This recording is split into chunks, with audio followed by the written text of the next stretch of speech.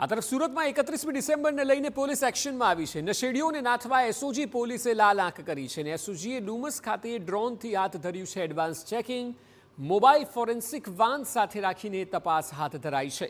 Silent zone, Dumas અને અમરોલી સહિતના વિસ્તારોમાં કાર્યવાહી હાથ ધરાઈ છે। ડીસીપી રાજદીપસિંહ નકુમ સહિતની ટીમ દ્વારા આખા મામલે તપાસ હાથ ધરવામાં આવી છે અને એડવાન્સ ટેકનોલોજીનો ઉપયોગ કરીને ચેકિંગ સતત થઈ રહ્યું છે, જેમાં મુખ્યત્વે અમરોલી, ડુમસ અને સાયલેન્ટ ઝોન વિસ્તારોનો સમાવેશ થાય છે।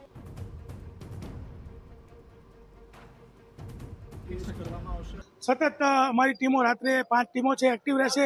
બધા જોડે ડ્રોન પણ હશે। અમારા ખાનગી બાતમીદારો પણ એક્ટિવ છે। જ્યાં પણ ઇન્ફોર્મેશન મળશે ત્યાં ડ્રોન ઉડાડી ચેક કરશું।